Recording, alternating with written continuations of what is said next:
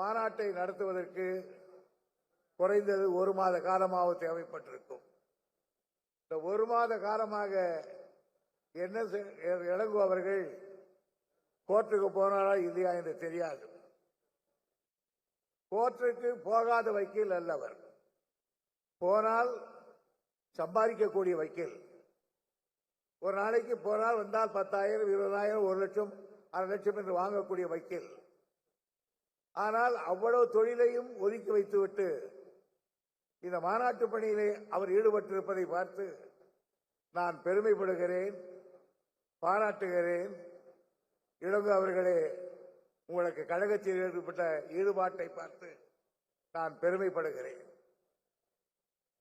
இவ்வளவு பெரிய மாநாட்டுக்கு இளங்கோவுக்கு உறுதுணையாக பல நண்பர்கள் இந்த மாநாட்டிலே நிர்வாக ரீதியாக பலர் இருக்கிறார்கள். நம்முடைய கிரிராஜன், தாமரை செல்வன், ஆர் இளங்கோ, பாரதி போன்ற நண்பர்கள் எல்லாம் விடுதலை, என்ஆர் இளங்கோ, கே தண்டபாணி, அருள்மொழி, மணிராஜ் போன்றவர்கள் எல்லாம் இவருக்கு உறுதுணையாக இருந்திருக்கிறார்கள். எல்லா மாவட்டத்திலும் இருக்கக்கூடிய சட்டத்துறையினுடைய செயலாளர்கள், அதில் பங்கு பெற்றவர்கள் அனைவரையும் நான் பாராட்ட கடமைப்பட்டிருக்கிறேன். இந்த மாநாட்டில் நம்முடைய அமைச்சர் பெருமக்கள் எல்லாம் கலந்து கொண்டிருக்கிறார்கள். மாலையில் அதில் பொன்முடி அவர் ஒரு வக்கீல் தான். ஆனால் சண்டே கோர்ட் வாயில இருந்த, ஆனால் கோர்ட்டுக்கே போகாதவர். அவர் கேஸுக்கு மட்டும் போயிட்டு வருவார். அவர் வக்கீல். நம்முடைய சட்டத்துறை அமைச்சர் அவரும் அப்படித்தான். அவரும் அதிகமாக கோர்ட்டுக்கு போகாதவர். பேசுகிற நான் எப்படி என்று கேட்டால் நான் அதை விட பூஜ்யம். முதலாக நான் வக்கீலாகி பெரிய கோட்டெல்லாம் தச்சு போட்டு பெரிய பல்கி வாலா மாதிரி முதல் நாளே போறேன்.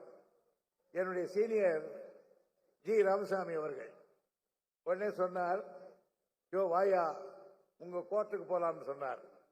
எந்த கோர்ட்டுக்கு சார்ன்னு கேட்டேன். கோகுலகிருஷ்ணன் கோர்ட்டுக்குன்னார். உடனே கோகுலகிருஷ்ணன் கோர்ட்டு போய் உட்கார்ந்தோம். நான் அப்படியே பிரமாதமா உட்காந்துனே என்னை பார்த்தார் அவர். திடீர்னு எங்க சீனியர் என்ன சொன்னாரு, நான் போறேன், ரூம்ல இருக்கேன், இந்த நம்பரை கூப்பிடுவான் அந்த தவாலி, உயிஸ் அப்பேரிங் கவர்மெண்ட் சைடு கேட்பாங்க, நீ எழுந்து நின்று நான் மை செல்ஃப்னு சொல்லுறேன். அடுத்து ஒரு கேள்வி கேட்பாங்க, you are appearing government side, yes, what is opinion அப்படி கேட்பாங்க. நோ அப்ஜெக்ஷன் அப்படின்னு சொல்லிட்டு வந்துருந்தேன். சார் தலைக்காலம் தெரியாம அப்ஜெக்ஷன் சொல்றீங்களே, எதாவது மாட்டிக்கிட்டா என்ன சார் பண்றது? என்ன அதெல்லாம் கிடையாது, அப்ஜெக்ஷன் தான், அவ்வளவுதான். சரி, நான் கோகுல எடுத்தோடனே எழுது நின்று வாட் இஸ் ஒப்பீனியன், நான் நோ அப்ஜெக்ஷன்ஸ்.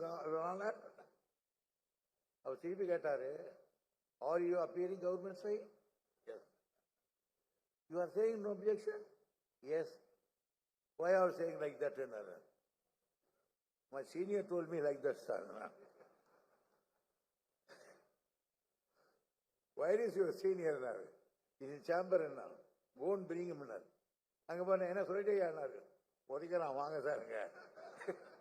1/2 மணி நேரம் பேசி வாங்கன்னு வாங்கிட்டா கோகர்.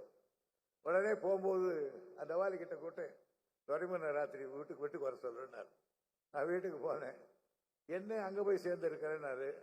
சார், நான் நடராஜன் கிட்ட தான் போய் வைக்கலாம் பார்த்தேன், முரசொலி மாறன் கொண்டு போய் இங்க விட்டுட்டாரு அப்படின்னு.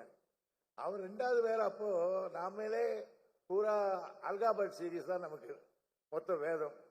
லா காலேஜ் படிக்கிறவங்களுக்கெல்லாம் அதுதான் மெயின்.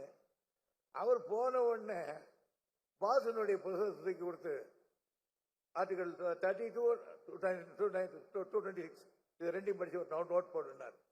சார், அலகாபாத்திலேயே பாதி மார்க் வாங்கணும்.